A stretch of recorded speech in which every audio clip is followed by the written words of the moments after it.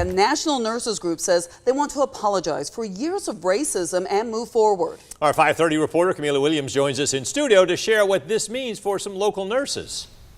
That's right, you two. The American Nurses Association says they are ready to move forward after they purposely excluded black nurses. I talked with the nurse about her thoughts and what she says needs to happen. Shalisa Houston Martin says it's good that the National Nurses Group is apologizing, but believes it's not enough. It's not going to heal all the wounds to the, nurses of color. I do feel like that we've acknowledged that they've done so. Houston Martin is the chief nursing officer at Houston Medical Center. She says she knew she wanted to become a nurse after the passing of her grandfather. Just looking on to the nurses and the things that they did and the dedication to the patients, kind of drove that desire in me. Last week, the American Nurses Association released an apology letter to nurses of color for not addressing more than 100 years worth of systemic racism.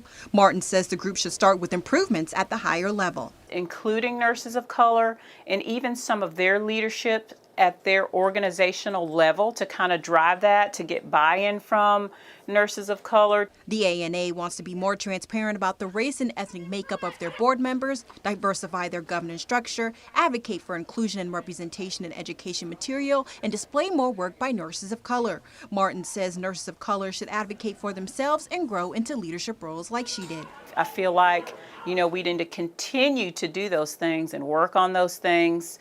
And secure those roles. I mean, we are examples to our younger generation. The American Nurses Association acknowledged the racism still exists today. In a survey, they found 3 out of 4 nurses witnessed racism in the workplace. Back to you.